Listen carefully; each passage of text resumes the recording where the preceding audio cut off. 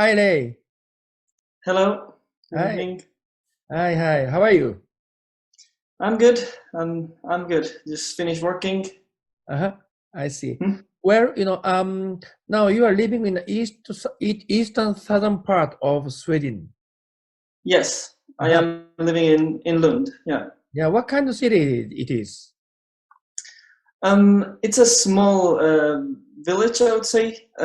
It's a student city, so it's full of students, and it has a very good university, and that's why I ended up coming here because yeah, it's. You're Mhm. teaching? No, I came. I am doing my PhD here now. I just That's started it. Yeah. wow. Wow. Well, let me how can I say, ask a question about the coronavirus situation over there in Sweden, because Mhm. everybody knows, Sweden is a quite a unique approach. They are doing that, you know, Yeah. and people say it is successful, or some people say it is dangerous. So, what is the current situation right now? Okay. It's very tricky to evaluate it because at the beginning everybody thought, at least I thought, that it was crazy to Oh, every other country was having close-ups and closing down and having more severe rules. Sweden was being very soft about it. So my first impression was that this was not going to work, and they were going to change their minds soon. But mm. then it seemed to be working better than everybody thought, Oh, and that's why a lot of people started saying that it's working and it's a good method. But then it doesn't seem to have gone that well in the end. So there's a lot of doubt. There's yeah. mm. Well, so how would you predict for future that case? Ooh, it's difficult to try and aim for guessing it. Mm. Uh, I personally feel like there could be some increase in sick people during the summer because the rules in every other country are getting softer now, and in Sweden there has not been many rules to begin with, so now they're gonna also. I can tell that people are starting to relax more, so it might get slightly worse in the next months. I don't know. Well, I'm still curious, like, why Swedish government chose that kind of strategy. Do you have any idea? Uh, yeah, I don't have the full understanding of it, so Mm, I might be saying something incorrect right now. But mm, I feel that I think I read that the government is not allowed to set rules on the different districts, and therefore they reduced it to giving recommendations more than making a strict rule about it. And it's mostly being decided by the head epidemiologist of the country. mm. And they thought basically they thought that the Swedish citizens were going to be smart enough to be able to respect these measurements, and that it would work just out of recommendations. I, It was some sort of trust um, decision, I think. but it is really interesting because there are no strong quarantine or no strong, Mm. kind of a ban of the going out, and the people can just enjoy freedom, even inside the Yeah. pandemic situations. And it's a really brave, can I say brave, decision. Yes, I agree. It's brave and also dangerous. I guess we'll have to see at the end of the whole thing. We'll have to see if it was better or worse. But Maybe yeah. because people, government is considering to create a more like antibody more and more. Hmm. Maybe because of Uh, yeah, they always deny that they are trying to do that effect. mm, When they are asked about it, they say that they just thought it would be enough. So I feel like it's somehow like the parents telling their kids mm, that you do whatever you'll see how it goes, and trusting them to take the smart decisions mm. instead of telling them what to do every time. It's yeah. I see.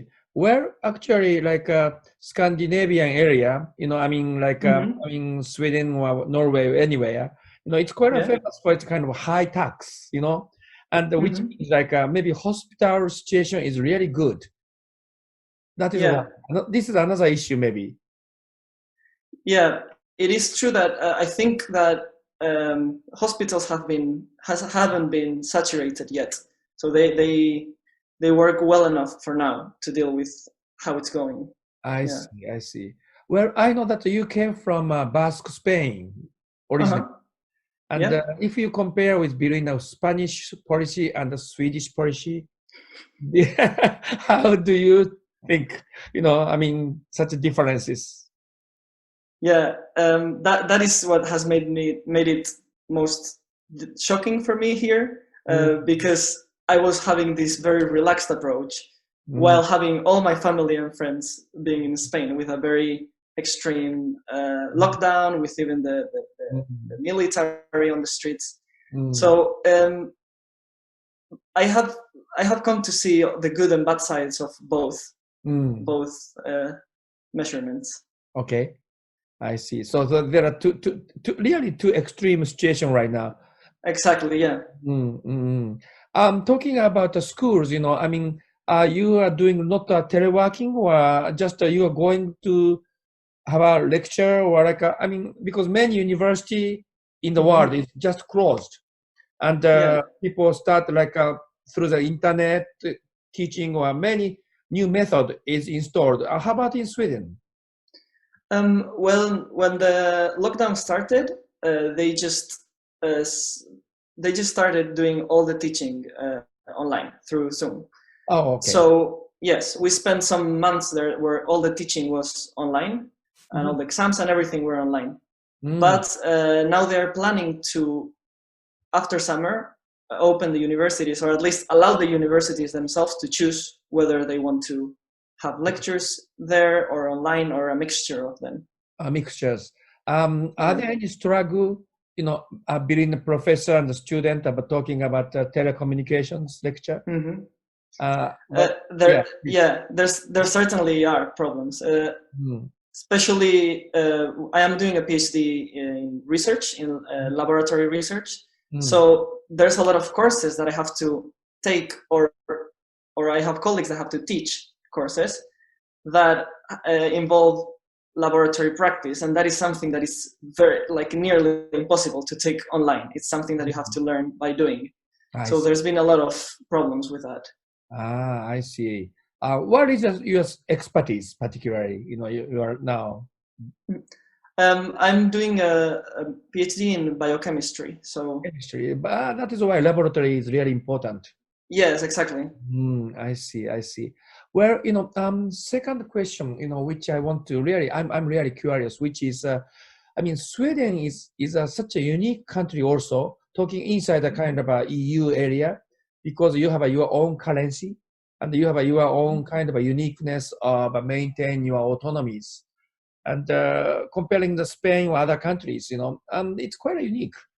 And how Swedish people is considering about the Brexit or such kind of things right now? Oof. Um, that is a good question. Hmm. To be honest, I don't know that much about it. Hmm. Probably because all this coronavirus situation has taken over all Ah, the debate, and I see. it's too far away now. But I feel like Sweden, as most of the European Union, as far as I understand, it's surprised by the whole Brexit movement and Ah, doesn't understand it very well. Yeah. I see. Because just recently, our current situation in the Europe is quite shaky because many people going to a little bit right side, talking about more like divisions, of the kind Yeah. of the EU. But how do you think about that situation in Sweden? Again, I still don't have a proper view of the politics in Sweden. Please. But it is true that it seems to be happening in nearly every country in Europe. There seems to be some more extreme right parties appearing, and it's starting to get worrying. So now that I am planning to stay here for at least 4 years for this PhD, I'm certainly going to try and learn more about it because, yeah. I see. Where, you came from Spain, and so comparing with the kind of life of the Spain, what is the difference? What is a different culture, or what is a different communication style between Sweden and also? Well, that is there is a big difference, and what everybody would highlight is that coming from a Mediterranean country, with all the people are very, very close to each other, very, there's a lot of contact and hugging and yes, and there people might be very expressive for better and for worse. Whereas here you have the opposite. It's a very calm place, and people tend to not take your social space when you're in the street. It's way more calm in that sense, as I said, for better and for worse. And people are, there's some people would say that it's colder here. People are colder, but I feel like there's just more of a layer, a defensive, a social layer first that you keep for respect. But once you break that, I think everybody's the same. These days, because of the pandemics, many countries, instead of shaking hand or hug, people do like this, Yeah. like this, I mean, so it is same in Sweden too? I haven't seen that in Sweden yet, to be honest. I have seen people saying hi with the elbow instead, just touching elbows together. Oh, together now. Yes. Although it's a bit tricky because if you're supposed to cuff in your elbow, so I don't know if it's a good idea. Well, I'm wondering about such kind of custom, like a shaking hand or hug, whatever. Because of this pandemic, such kind of custom itself will be vanished, or they will recover after that. Do you have any idea about in the future? Many changes in Europe? Yeah, that's actually a very interesting point. It would be nice. I think even if there was no pandemic, it's always nice to. It's a more hygienic method not to go for the handshake and all that thing from the very beginning. So it could be that we all end up doing the, I don't know, some other kind of salute, or like the bowing, or something more, safer for everyone. Yeah, because particularly you are a scientist, that is why you can have an idea about more like a scientific point of view. Yeah. Yeah, that's why it's.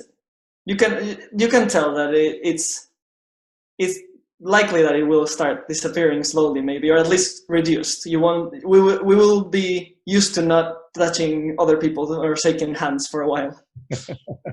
Exactly. So, if you have lastly, if you have any comment or things you want to say to the world in this terrible situation, do you have any comment? If you have, please tell us. I don't think I have much, to be honest. I feel like I'm in no position to give people recommendations, but I think that the best thing to do is to try and find the balance between being calm and taking this calmly and just going on with your life as much as you can, but try and keep yourself updated as much as you can at the same time. So try and keep a middle point between panicking and not doing anything. That can be said even not only in the pandemic, but also like a political situation too. Yes, sure, yeah, absolutely. Yeah, that's a nice comment, calm and putting yourself in the middle and watch carefully to judge. That's good. Yes, that's. Thank you. Okay. Well, thank you very much for your time, and please stay healthy. And I would like to talk to you again. Yeah, thank you very much for the interview. Okay. All right. Bye-bye. Bye. Thank you. こんにちは。香川博です。ブログとかを書いているときは山楠洋二という名前ですね。ですね、今日はですね、レイ・オルティゴーサさんってね、実はですね、この人ね、出身はスペインのバスク地方なんですけど、今はね、スウェーデンに住んでます。で、そのスウェーデンに住んでいるということで、今スウェーデンはね、コロナのことでは非常に変わったアプローチをしている。つまりね、ほとんど規制しないんですよ。それでみんなが自由に動いてレストランとかで楽しんでもいいよと。もちろんね、大学とかはテレワーキングとか、ズームとかを使用して実験したりもしてるらしいんですよね。そういう中でどういう状況なのかなということを聞いてみました。非常に珍しいケースですが、北欧ってね、ヨーロッパの中でも特にいろんな進んだことをやるんですよね。ですから今回もね、人の人権というのをすごく大事にして、それでそれぞれの判断でやってくださいというようなね、ある意味で突き放したアプローチだったんですよね。で、結果として最初は非常に良かったと。そしてだいぶこれいけるなと思ってたと。しかし今のところですね、ちょっとまたね、患者さんが増えてきて、やっぱり少し規制した方がいいのかなと。やっぱり社会が若干揺れているというような状況が、よくわかりましたね。で、大学ではね、彼は特にね、科学系のお仕事をされてて、もう博士課程を取ろうとしてるんですけどね、そういう中で実験ができないのが辛い。要するにね、いわゆるテレワーキングのような、ズームとか、そういう授業の中での一つのこれ課題ですよね。実際に匂いを嗅いだり、ね、薬を調合したりという、そういうようなね、ことが必要な理科系の人たちにとってはね、これが一つの大きなチャレンジなんだということがね、彼の中で言われましたね。スウェーデンにとってね、当然コロナのことだけではないんですよね。スウェーデンってユニークな国で、実際にね、独自の通貨も持ってて EU の中でね、ちょっと独自性の強いところなんですが、そういうスウェーデンから見てどうですかと、ブレグジットはどうですかって言ったら、スウェーデンから見ると意外とやっぱり遠い国の存在みたいですね。これは興味深かったです。それで最後にね、彼が言ってたことが非常に面白かった。今、世界中がね、コロナだとか、やれ右だとか、やれ左だとか、ね、それからナショナリズムとかいろんなことで揺れていると。で、このことは社会問題なんだけども、常に自分の立ち位置を中立に持ちながら、それをちゃんと冷静に見るという、そういうスタンスがね、今必要だよということを世界にも話したいというふうに彼は言ってました。科学者らしい、なかなかね、素敵なアプローチですよね。そんなことを語ってくれました。さてと、また次の国を訪問してみたいと思ってます。